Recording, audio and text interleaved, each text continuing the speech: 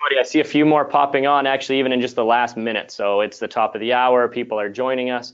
Wherever you are, from East Coast to West Coast to Europe, good morning. Thank you for joining. I'm Stefan Underwood, Director of Continuous Improvement, and we're really excited about today's webinar on essentially what's called the 4x4 matrix. And we're going to talk about how we use it to understand movement competency and helping our clients achieve proper global patterns.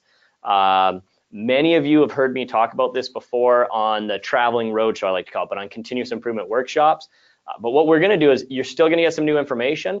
Plus, when I do those workshops, I tend to talk about the extension pattern. Today, I'm going to talk about flexion, and we've got handouts and other content being prepared that will go into the Google Drive folder or be available to share with you that will show sort of through flexion, extension, talk through other patterns, and sort of give you a full built-out look. So this is meant to be more in depth than what you've seen if you've seen me do one of these live.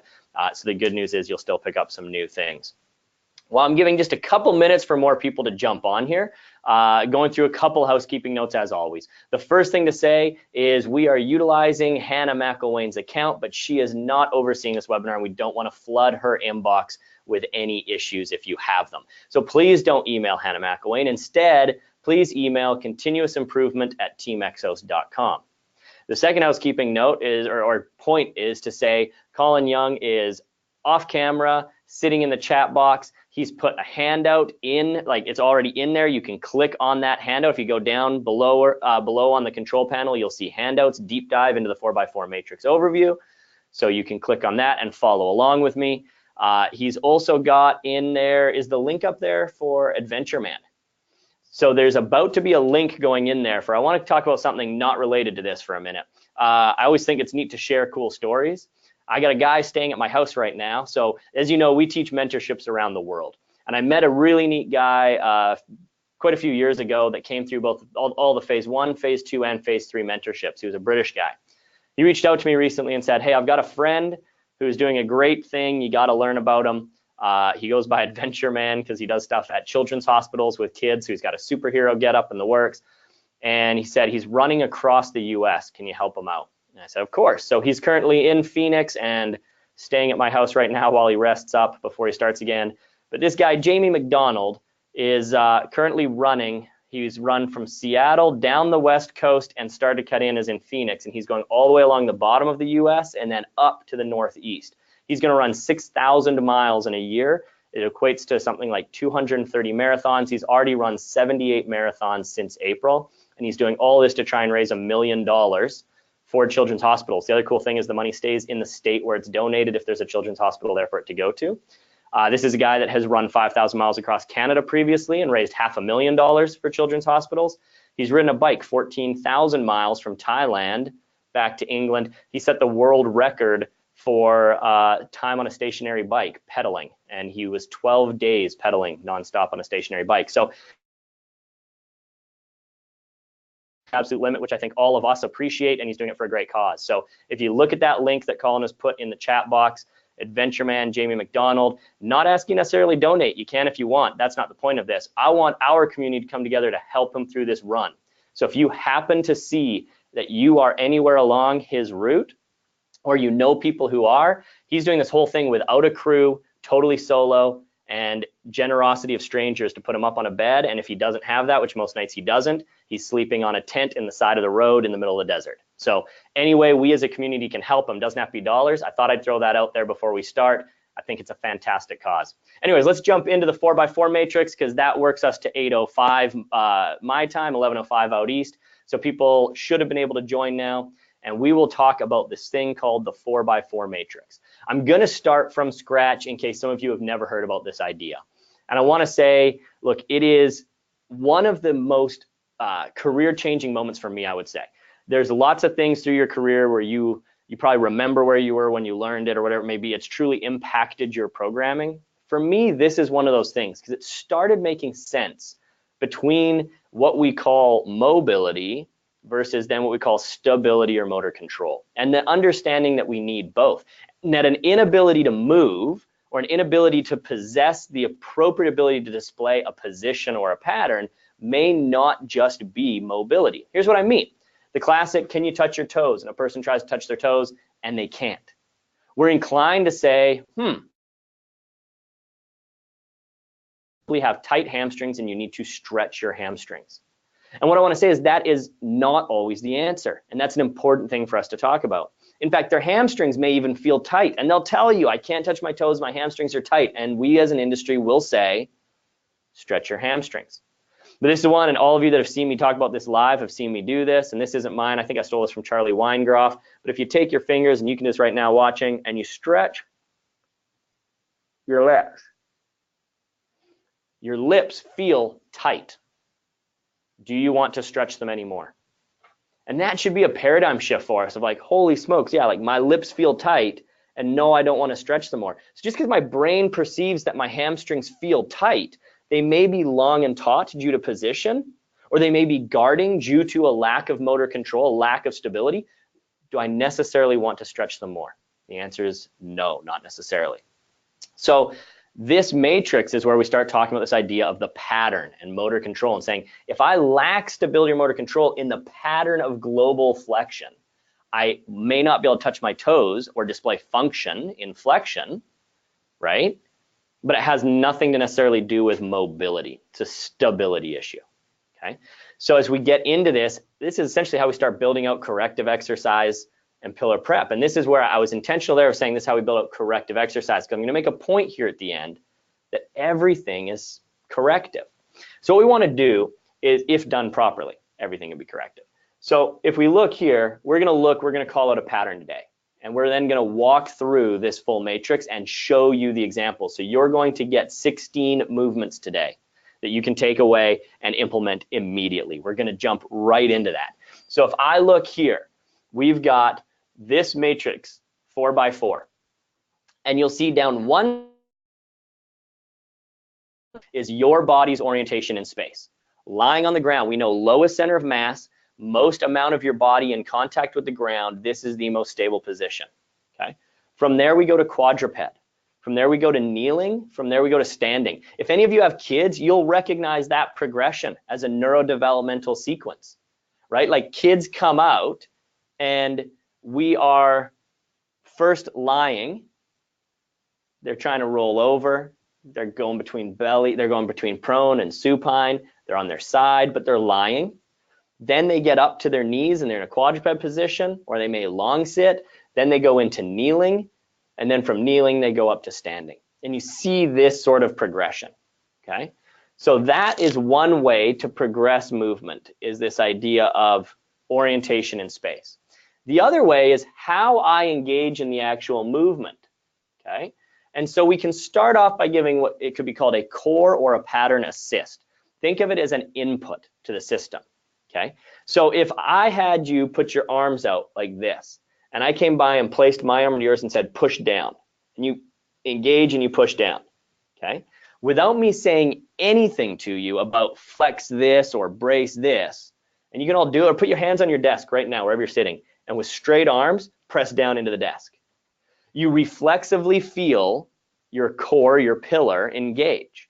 And it doesn't need to be at maximal effort. It isn't like a hard brace, hold your breath, but you will feel a subtle brace.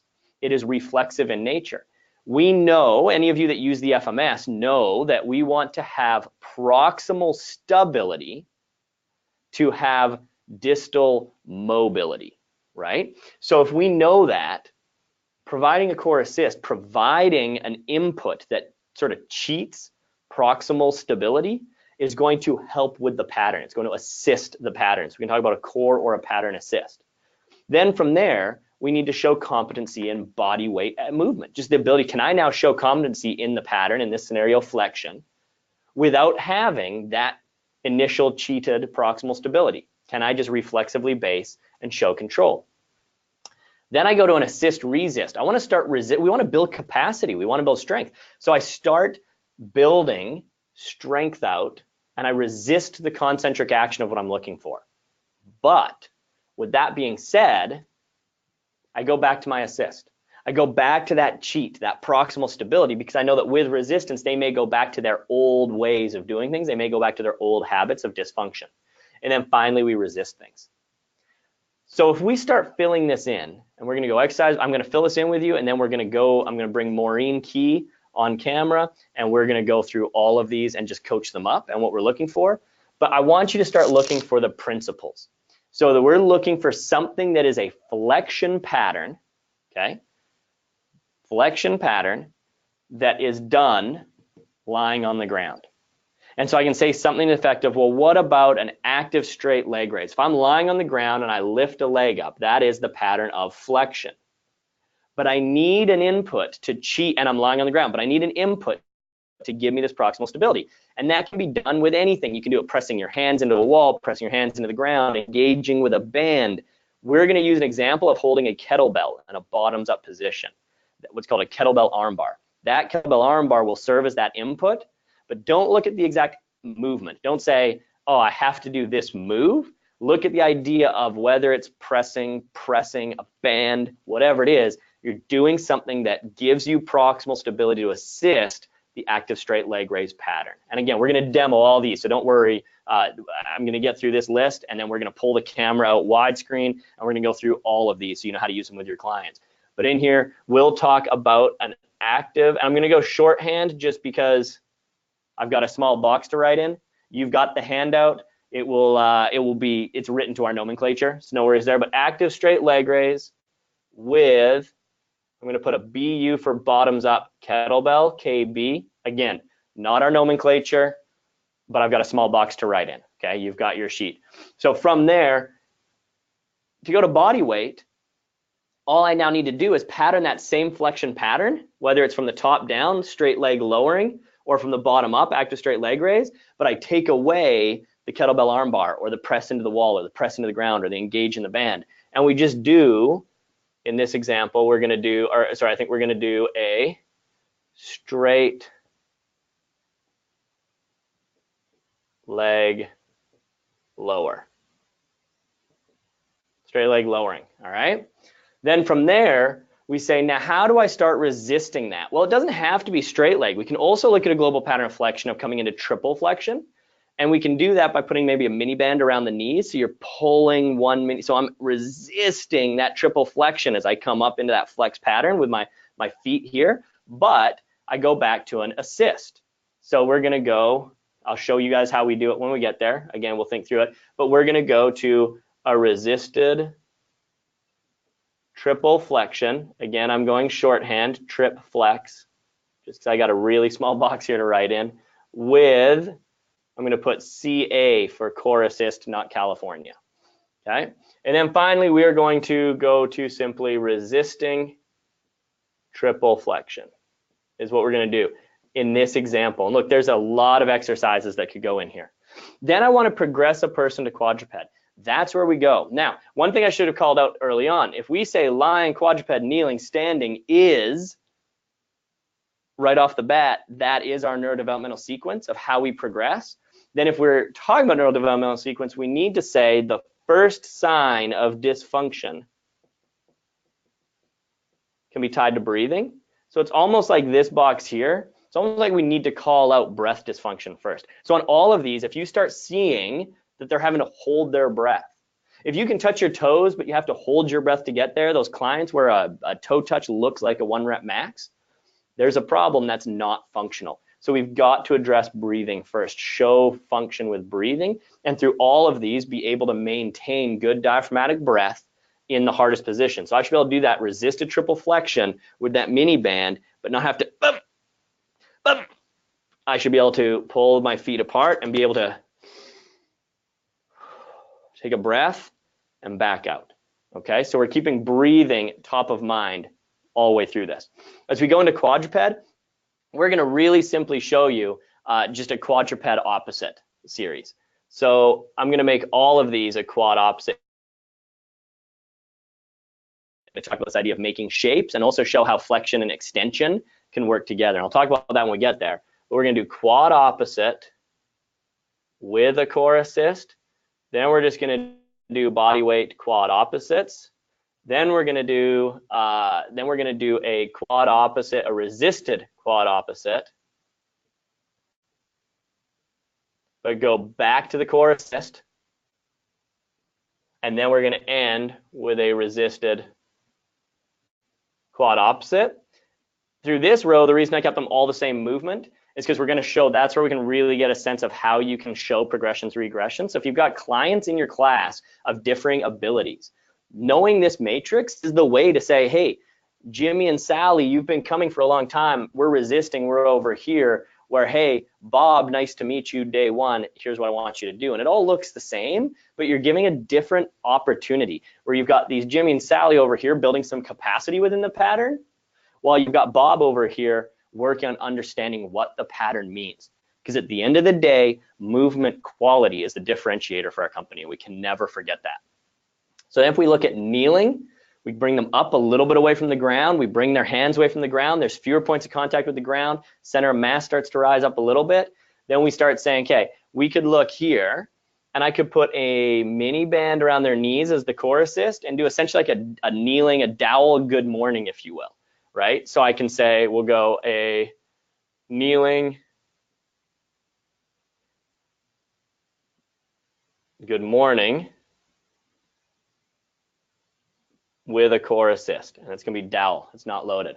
Then we'll simply do a dowel. We'll just simply do a kneeling good morning, and then we'll talk about how we can use the dowel to help with the pattern. But we'll do this kneeling good morning without any resistance.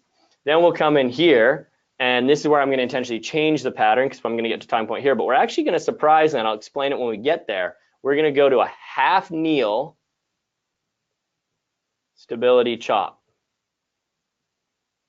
and we're going to go with a band around the knees with a mini band, and I'll show you that.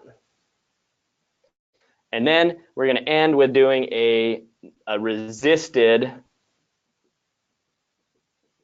kneeling hip hinge, RDL, good morning, whatever you want to call it, but the pattern is a hip hinge. We'll talk through there. And then finally, we're standing. And when we're standing, we're going to start talking about what we lovingly do in our program all the time, the single leg good morning, right? Or sorry, excuse me, the single leg RDL, or the inverted hamstring. And I know a lot of our clients struggle with that. I know it takes them a long time to figure it out. But if we talk about, again, forgive my shorthand, not nomenclature, but working a small box, single leg RDL, right? With a core assist, which we'll get from putting a band around them. We'll show you that. To then just the single leg RDL, or what we call in movement prep an inverted hamstring. Then from there, we're going to go a single leg RDL, and we're going to add resistance, and we're going to add core assist again. Then we're going to go to simply a resisted single leg RDL. And I intentionally wanted to end with this one right here, because I said I intentionally used the word corrective. And I said, look, if done properly and with the right progression and the right attention paid to movement prerequisites and the right attention paid to the pattern, if we're doing our jobs to the best of our ability as movement specialists, everything becomes corrective in nature. Because up here, we've got an active straight leg raise with bottoms up kettlebell, which everyone will agree is a quote unquote corrective. But as we work to progress down from top left being the easiest, and we progress our clients down to bottom right, a resisted single leg RDL, most people wouldn't categorize that as a corrective. Most people would categorize that as resistance training. We're standing against resistance, right? That's one of the key things we want to talk about here. We want to pay attention to the pattern. Now, right before we jump through all these, the last thing to point out is, where does all this fit in our system? Where it all fits in our system can fall within programming in terms of the actual strength power component itself, whether it is the primary or secondary for a new person coming in saying, we're teaching you this pattern. We're progressing to those in the class that have been here a while are doing resisted single leg RDLs. But for today, I actually just want you working on quad opposite with a core assist, okay? It can also fall within complementary patterns in the strength power block. It can also fall within regen days, and it can also fall within pillar prep. But we're talking about where we enhance movement, okay? And so if we look at that, I want to call one key thing out. One of the most important things in our system is this understanding that we must first prioritize position, then we must prioritize pattern, and then we must prioritize power or performance. And we don't want to prioritize power or performance before we have competency within position and pattern. This is critical. This is the old don't load dysfunction. Okay, if they don't understand a weight shift, while keeping a full engaged foot in the ground, big toe, little toe, heel, keeping that big toe on the ground, but having a posterior weight shift in their hip hinge and disassociating hip from lumbar flexion, so they keep a nice neutral lumbar spine and load into their posterior chain. If they can't understand that, we have no business putting them through RDLs, because then we're part of the problem.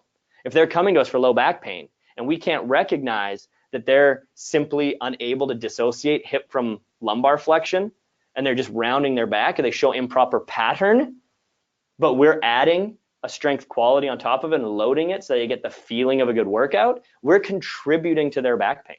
We have to think of that. We've got to find safe, effective ways to tax them so they get the feeling of what they want, while understanding that over time, long term, if we want them to get rid of that back pain in that example, we need to teach the pattern of flexion. So position, pattern, power is critical. And if you sort of think of it, and I'm going to just erase this arrow, just give me a little more space to write in. If we looked here and I expanded this to the left and to the right, going to the left, this is where I can work on soft tissue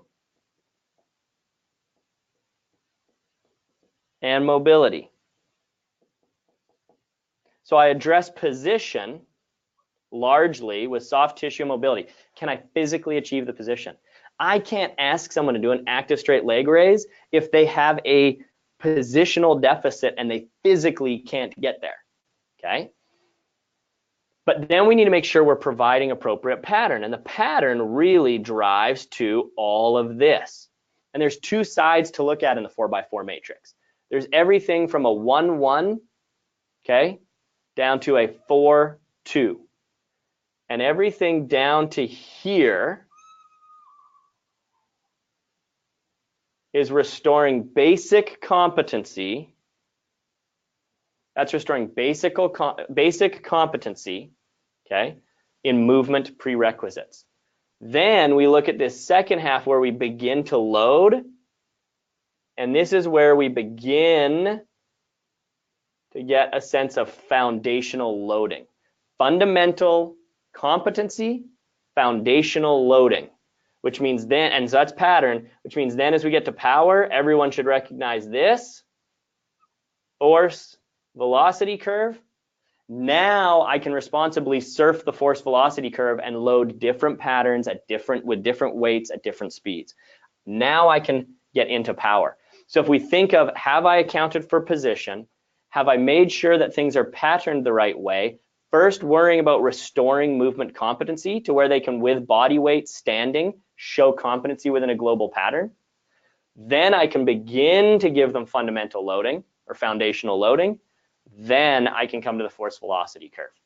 And that's where it fits in our system. And this is what we haven't talked about as much in some of the in-person stuff I do. This is where this fits into our system. It's this ability to guide us through position, pattern, and power. Okay? Now, I'm looking at 25 minutes past. That gives us a solid 30 minutes plus Q&A to now work through these 16 exercises. So now I'm going to change our orientation here. We're going to quickly zoom out here a little bit, so bear with me, and I'll try not to break my computer. And we're going to bring Maureen on camera, and we are going, see our little setup there, our very professional setup with our several yoga blocks. And you'll be happy to know that today's program was supported by Super Training and Zatsiorsky, two of the best books ever.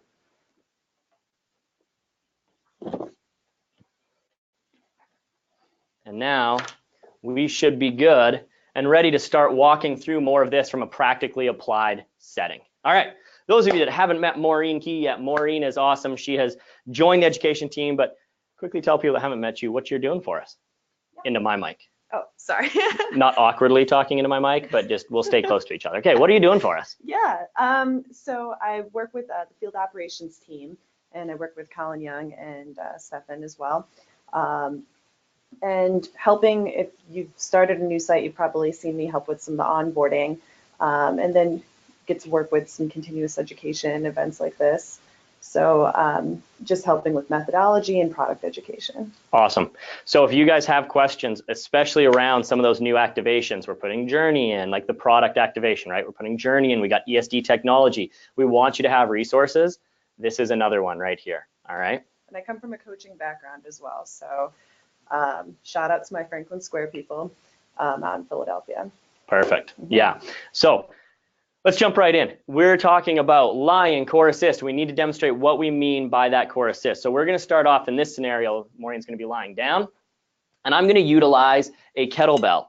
And again, it's not about how much weight. If she starts focusing more on the kettlebell than she does on the pattern, then we're not looking at core assist. We're actually looking at distraction. So what we're looking for is something she can control. This is a 18 pound. I didn't know we had 18 pounds. Let's call it an 8 and a little bit kilo kettlebell. So it's something that she can control. You can see the light speed wobbles. If she could hold it all day long, it's not providing the input we want. But if she's focusing more on not dropping that on her face, then we're problematic. You see the little speed wobbles. We're going to have both legs straight out.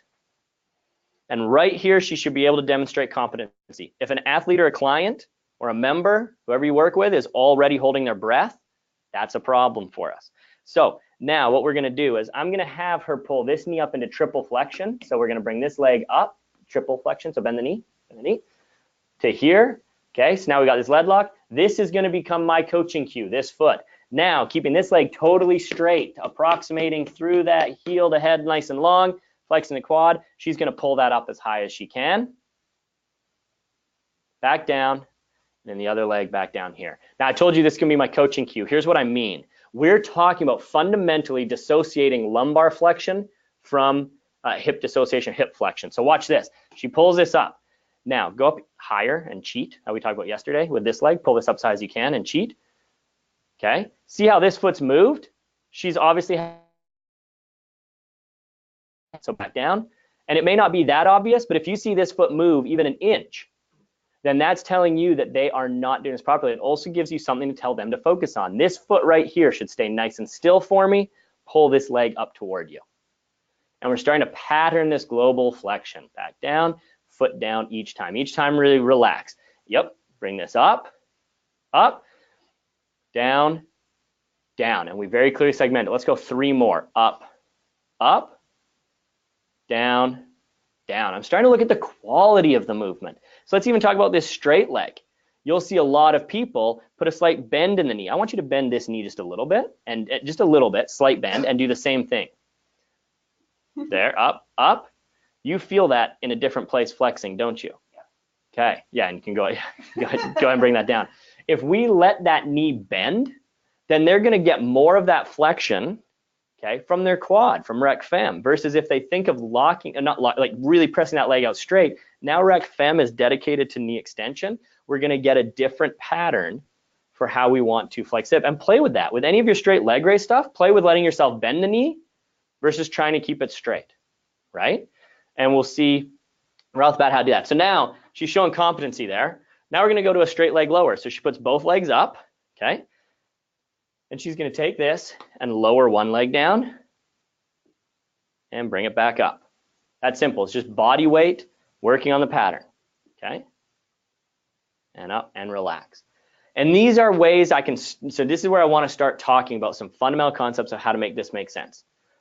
How do I know if it's more mobility or if it's more stability, right? Like, how do I know? And so this is where I could say, so Maureen, if you want to stand up for us. I say, Maureen, can you touch your toes? Pretend you can't. Oh boy, she can't get there. Now I say, have a seat for me and legs out in front of you, long sit. And now go ahead, touch your toes and say she can. Huh, there was a difference. And it won't be that gross of a difference. But if a person literally is like, I can't touch my toes, then you change their position and they can touch their toes. As in, if you're asking for the same pattern, but in different positions, and you see inconsistent results, inconsistent movement, that lends itself as a rule of thumb more toward a stability motor control dysfunction, right? It's the old, if you lie back and I say, raise your leg as high as you can, both legs out, raise your leg as high as you can and only come up a little bit. And they're like, that's a little bit more. And they go, that's all I've got. I've got really tight hamstrings. And then I go, now relax, relax. And I take their leg considerably further. That's inconsistent. We changed something. We went from active range to passive range. Those differences lend themselves to motor control. You need to walk more through this 4x4. Consistent movement. Maureen, can you touch your toes? No. Sit down. Can you touch your toes? No. And there's no change. Or I go, Maureen, go ahead and raise your leg up for me. She goes, that's all I've got. My hamstrings are super tight. Then I go, okay, cool. Relax. Let me take it. Ugh. Yep, that's all you've got. That tends to lend itself more to a mobility issue. So we prioritize position with soft tissue mobility as a rule of thumb. Change their position, look at difference between active and passive within the pattern you're looking for. It's a quick, dirty, I don't want to say assessment, okay, but it's a quick, dirty way to start informing you as a coach as to whether you think there's more of a pattern deficit or more of a positional deficit, okay? Just want to call that out. So now we've said, okay, there's a pattern deficit with Maureen. We've done the active straight leg raise with kettlebell bottoms up. Now we've done the straight leg lower. Now we need to start moving into this assisted resisted. So we're going to resist triple flexion. So so hold on with that. So legs straight out. Okay. And most people now think, how do we resist the pattern? So go ahead, pull one foot up. The problem is we haven't given her a core assist. So we need to think through, how do I give her an input to help brace? So back down. And there's a few different ways you do it. We could go back to the kettlebell, the first core assist we gave her. We could go back to simply coaching it properly of, Maureen, I want you to engage the ground with your arms straight, like engage, feel your lats fire, pull down. Now pull up. Okay, if I'm limited on equipment, if I want to provide different inputs or have more of a feel with them, slide down for me this way, Maureen. I can get involved as a coach, or I can put this around, anchor a band around something, and I can take this and say, I want you to, so arms overhead, I want you to engage. So pull your arms straight up there. That's the core assist. Again, it's not how hard can you hold, it's light, okay? It's a gentle core assist, and now go ahead there, foot down, arm off. I don't want her to think of this hard brace the whole time. So when possible, I want her to segment this. Arms on, foot up, foot down, arms off. Arms on, foot up, foot down, arms off. Just like that. Segment it out, working on giving this serves as the assist, that serves as the resist. Then when she shows competency, you're watching her, she's able to breathe through that. You see this nice long stacked spine. You see the down leg straight and not to start to bend up with it. You see her able to breathe. You see that her hips are not rolling. Her lumbar spine is not flexing to get this movement. And now we can go to simply resisted and work through this. And now I could turn her palms up to get her to not use a core assist, to get her here, and she's just reflexively pulling up. Okay, so that makes sense as we walk through that. So go ahead and stand up for me, Maureen, or actually you can stand on the ground. This brings up one of our most important points. This is a paradigm shift. I'd say 99% of coaches now say, well, hang on, the body weight is easier than the core assist. And I'll give you an example, right? Maureen, I want you to go both legs up. We're gonna go straight leg lowering. So lying on your back, both legs up. Here we go. And I want you to go straight leg lower with this core assist. Go ahead. Okay. So we work through that. Now I want you to lose the band and just do a straight leg lower. If you ask your clients this, Maureen, which one feels harder? The first one feels harder. Go ahead and relax. The first one feels harder. So she'd say that's not, you've got your progression out of order, right? Like you've got your progression out of order. The harder one with the band is a progression from without a band. It's one of the #1 paradigm shifts we can have today out of this. And this is where I want to explain. So I worked a lot with the military. And what we started noticing with the military is guys would wear body armor. Think of that as a weight vest. If you're wearing a weight vest, what is that? Through this language, it's a core assist. If I'm wearing a weight vest, I'm getting this constant proximal stability. So I'm always walking around with this cheated proximal stability. And I can't tell you how many guys that we had that came back to us from military would be 7 months overseas deployed, doing crazy intense things, working at a high op tempo, working every night, going out doing their job in mountains with kit on, body armor, all this external load and be fine. And inside a week of coming back, they bend over to pick up something. Oh, and I just tweaked my back, coach. How is it possible that I just tweaked my back doing something simple when I've just spent 8 months doing something very complex and had no problems? And the answer is life. In life, we require reflexive stability. In life, we require competency of just our body, just to move, bend, twist, shake, do these things. That's what we need, okay? So when we look at that, that is one of the most important lessons we can take. I'm not trying to make what feels harder for Maureen, the client. I'm trying to say by having the band as a core assist, that input to the system is going to help her show better competency with the pattern of flexion. Then by taking away the band, it is more complex for her to reflexively stabilize and show that maintained competency, even though it feels easier. Remember, our first step is to progress down to a 4-2 where they can show us standing body weight. That gets them ready for life, right? Then we start loading. So that's the paradigm shift there. Perfect. So now let's talk about moving and progressing in position. We're going to go to quadruped, and this is we'll be able to go through this one here, but my lesson here is to talk about making shapes. So here we know we've opposites really quickly. Everyone I think knows quadruped opposites, but this is what we're working with. Okay.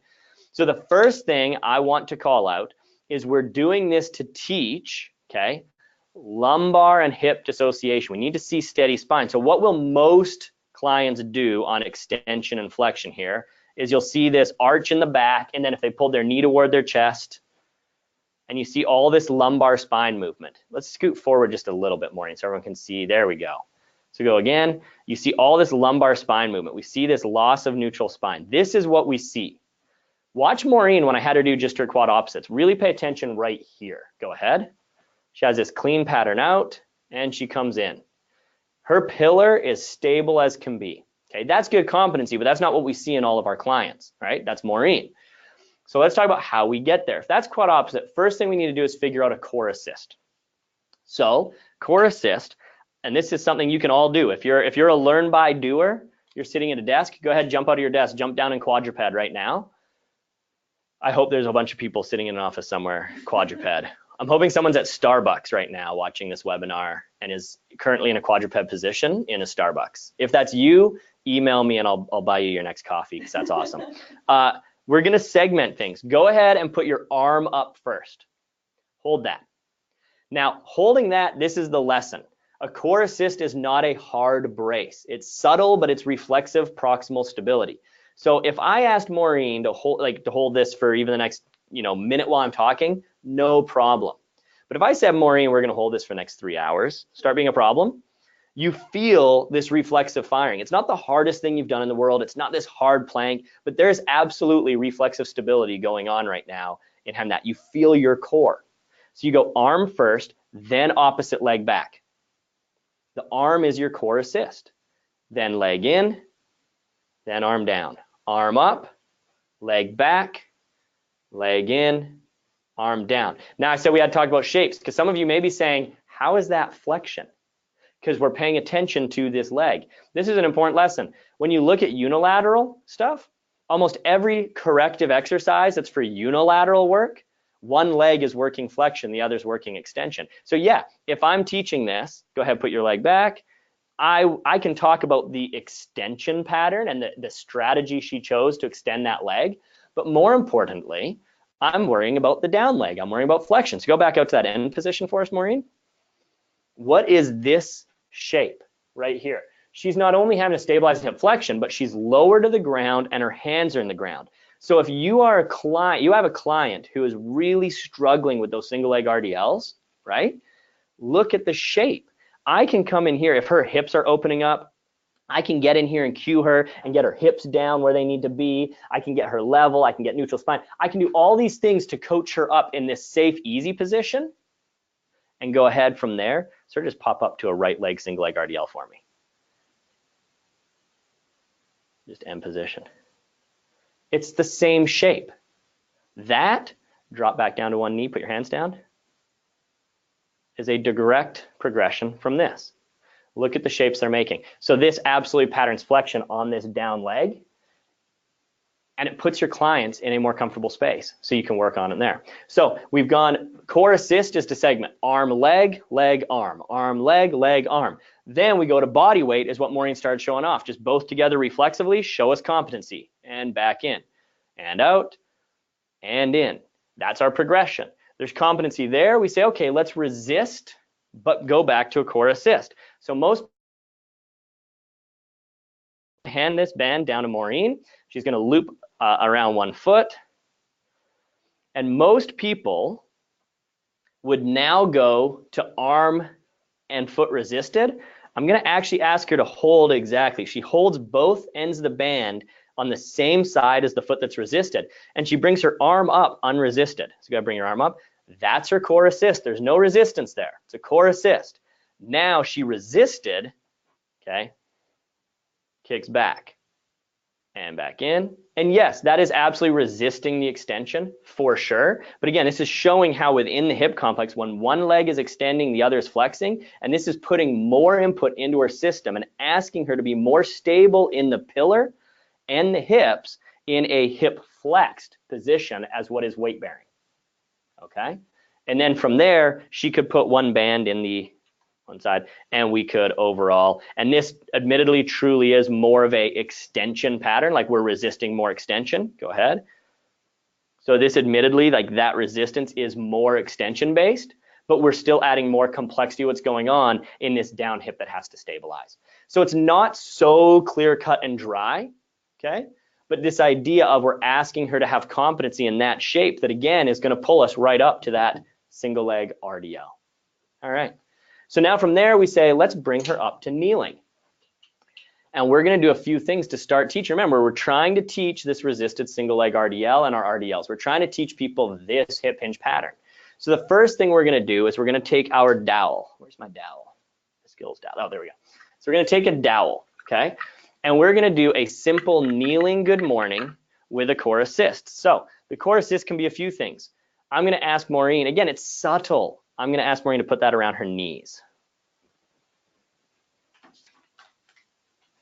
Okay, yeah, and get, again, not super wide, but tension on that band. That across your shoulders like a barbell. Okay, we can be here, and we can simply go in and now like a good morning, driving your hips back. Okay, now remember I said core assist or pattern assist. If the knees aren't working, scoot forward for me, Maureen. We can also do a pattern assist. So I can put a band around her hips and pattern assist her into that posterior weight shift. So as a coach, I'm looking at her lumbar spine. I'm checking that she can sit back, dissociate between hip and lumbar spine. I'm checking she can show competency with that. But if she can't do this, she's not going to be able to stand and do RDLs. And so this weight is pattern assisting, pulling her into one more, and back out, assisting her into what we want to see. Go ahead, take that mini band off, assisting her in what we want to see. Once we get that, and the key there is we start looking at, we're starting to move. You see more and more toward teaching an RDL, how to teach an RDL. You're seeing the whole piece of me pulling back on that band was that we're getting a posterior weight shift. She wasn't bowing her torso forward, and in fact, kneeling, you'd fall over, right? But that would go all to erectors and low back. She had to displace her hips back. And that's key to an RDL. I have to displace my hips back. Even if I keep a neutral spine, but I simply bow forward, I feel weight shift toward my toes. That is all erector spine, as opposed to this, right? Which is different. So now I ask for competency with that kneeling without the assist. I don't put the band around her, but now we're going to run that dowel vertically down your spine. Give her awareness of neutral spine. This is just to show options. Head between the shoulder blades and the hips. Maureen, you have 3 points of contact with that dowel. Can you feel them? Mm-hmm. I want you to maintain all 3 points of contact and go back through what we were doing. And I'm looking that she's able to maintain that same competency. She maintains those 3 points of contact, but she is driving her hips back. She's understanding this dissociation and this posterior weight shift that we need for the global pattern we're going to be working toward. Okay. If she shows me competency there, I'm happy. Now we're ready to move on. So if we now look to move on, we got 5 minutes left. Is that what we're saying? Perfect. So now if we look to move on, we're going to go to a stability chop with mini band. So that stability chop with mini band,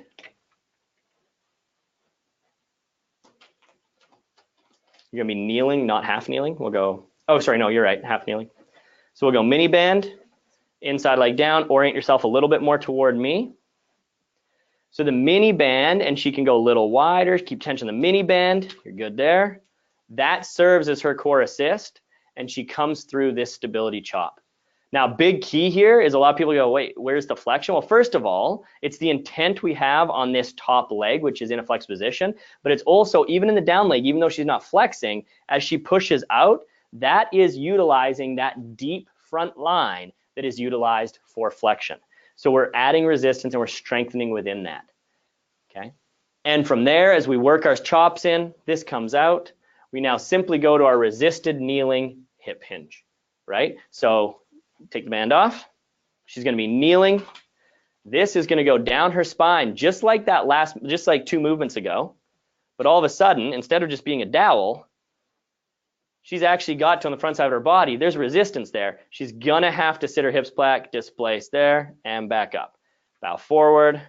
And we're looking for competency that she can demonstrate within that position. Perfect. Thank you. So again, stand up. That helps us then get into all of our RDLs, right? So if you go a single leg RDL, and this is where now this starts looking more familiar to people, we say now we've taught, now I know she understands what's going on with her hip and our lumbar spine, and now we can work in here, and we can start doing little things like there's a band on, that's serving as a core assist. It also gives me a coaching cue. The band is touching the front of your hip and the back of your hip. I want that to happen the whole time. Now go ahead. We've got hip flexion on the left side of the body with a core assist from the right that also gives us beautiful coaching feedback to see if she's showing competency. Then I can take away that band and I see competency in my movement prep sessions as she can do a single leg RDL. And now as she shows competency there, I'm ready to start weighting her. I can put the band back on for the core assist to a dumbbell, and then we're going to skip that to the final bottom right is do a resisted contralateral single leg RDL that we see in our training all the time. Awesome. I hope that helps talk about how to look at movement as a whole, and not only look at movement, the pattern of flexion, but also as we work through all of this to see this progression from position to pattern power, some tools and tricks looking at consistent versus inconsistent movement to tease out whether it's soft tissue or mobility, or whether we are now into needing to work on pattern. And then once we show competency here, Maureen is here. Now let's go play with the force velocity curve. Now let's go load it up. Now let's go build strength, knowing she's got competency with the movement, the fundamental movement prerequisites. That is the biggest key differentiator we can be as Exos and provide for our clients, is to make sure things are getting done properly. And if you have this as a resource now, you always know how to make things harder for clients or easier for clients, understanding that you could have people doing a resisted single leg RDL and have someone come in who's incredibly regressed for their first session and start them off with an active straight leg raise with a bottoms up kettlebell. And teaching that and that at the same time are teaching the same thing. The last thing I'll say before taking any questions quickly is you don't have to hit every box. I'm not saying that to teach people this, you need to teach them 15 other movements. You aren't looking to progress everything in here. You're looking to generally progress your classes from top left to bottom right. So in a pillar prep, I may do the active straight leg raise with bottoms up kettlebell, into a quad opposite with core assist, into a quad opposite. Those 3 exercises. You can skip around. You're just generally working from here down to here. And that is the 4x4 matrix. Colin, do we have any questions? Yes, we have a few. I'll try to speak up so people can hear. Awesome, and thank you, Maureen. Question on knees bent when we're doing RDLs and Yep. loading them standing, but with the straight leg lowering, we're really emphasizing the straight leg. Could you kind of talk about, if we're looking at that pattern, the difference between why do you want to keep that leg straight versus we want it bent when we're loading or when we're doing our standing RDL? Yeah, sure. So I mean, there's two different things, right? Like there's triple flexion where the knee's going to bend, and then there's more true hip flexion. And what you'll find is a lot of your clients who are sitting at desks all day, and if we start looking at Yonda's crossed syndrome, we tend to see a lot of we'll see a lot of, I'll say, psoas dysfunction almost, right? Which leads to a lot of low back pain. So if I'm doing a straight leg option, like a straight leg lower when I'm on the ground, that leg coming up, try to think, Maureen, do you mind coming over here and scooching? This is if we need to get better psoas activation on someone. If you scoot your hips against the wall, if we have a bent knee, so both legs, if the knee's bent, then again, you pull this leg toward you, they'll tell you they feel top of the quad. If you have hips, yep, rec fem.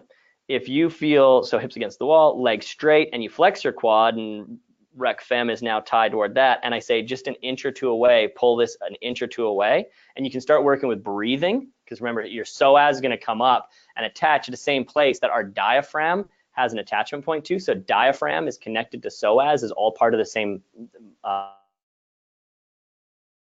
down. I want you to take a nice deep exhale and pull this heel away from there. You feel that in a different place, correct? And she feels that more deep in hip and psoas. So go ahead and relax. It's not a right versus wrong. I was taking that moment to say with a straight leg, I wanted to focus on that psoas function. I don't want you to think it's wrong to allow. Just know that there's different flexion strategies. It's not entirely wrong. Rec fem is something that can contribute to hip flexion.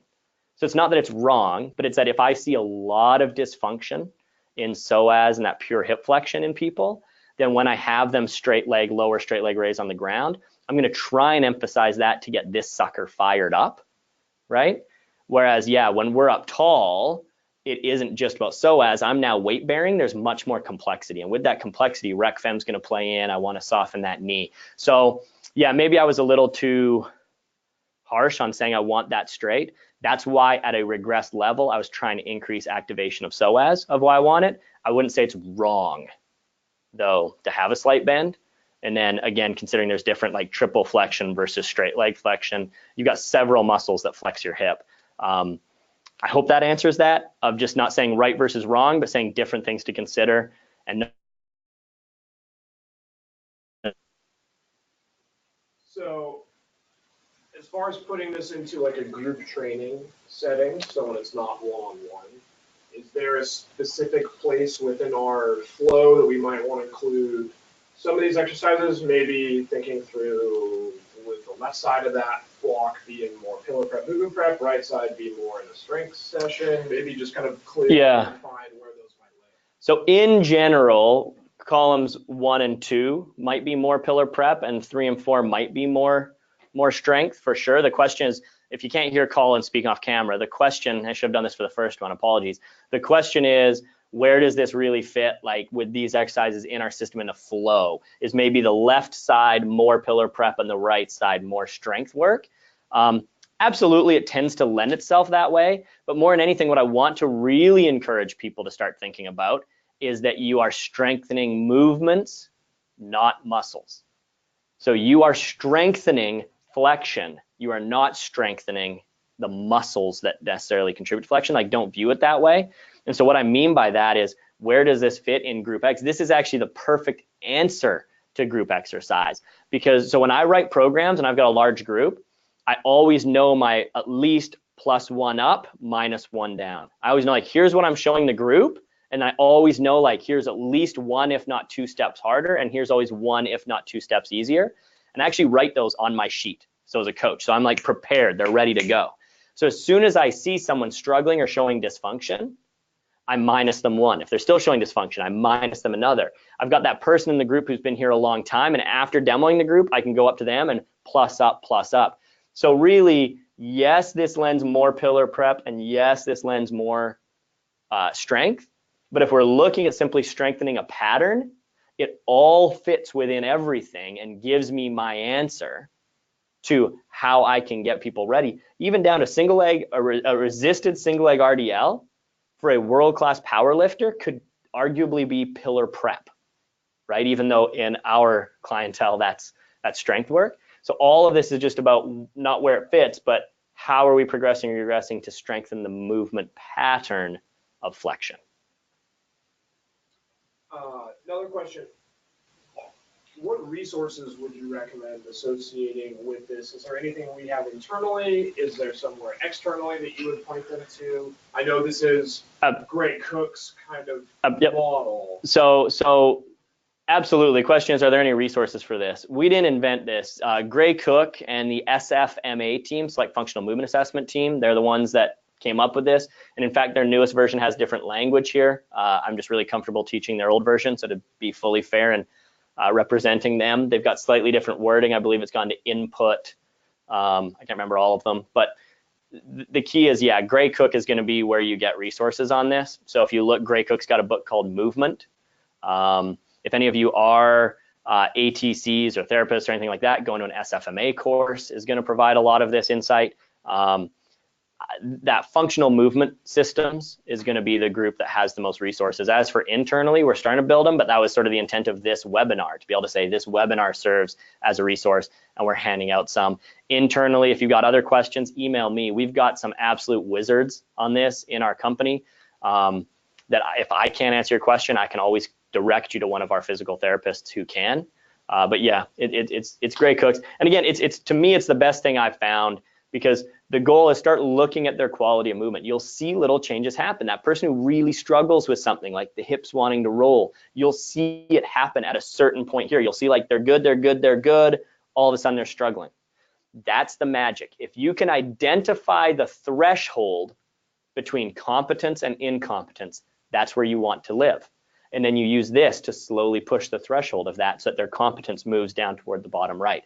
Find the threshold between competence and incompetence, live there. But it's all Gray Cook stuff.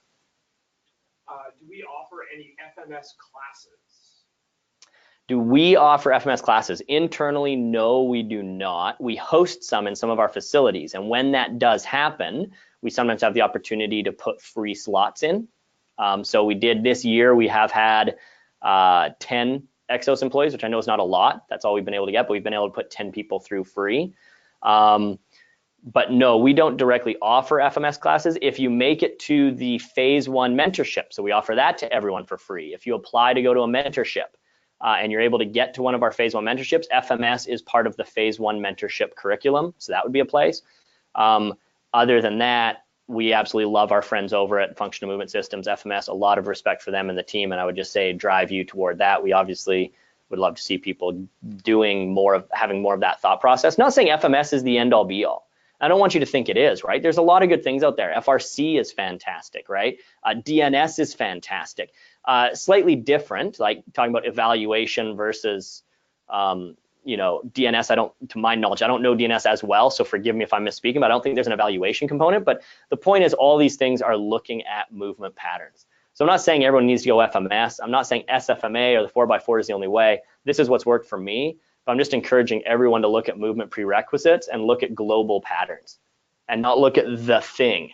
Oh, they're not good at an RDL. How do I regress it? I just need to do a lighter weight RDL, but rather look at competency within a pattern and really get this understanding.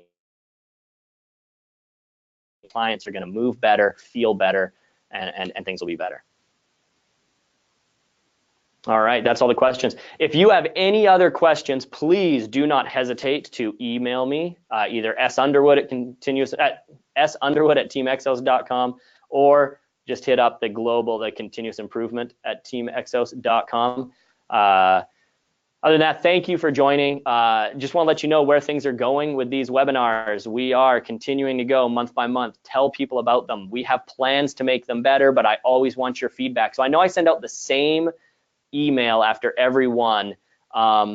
Please do still take the time to fill out that the survey that goes with it. It helps us get an understanding. I want to hear from you. I want to know what topics you want to learn about. I want to know what topics will be directly helpful to you in the workplace. And if there's other mediums that help you learn more, do that. But we are committed to your continuous improvement.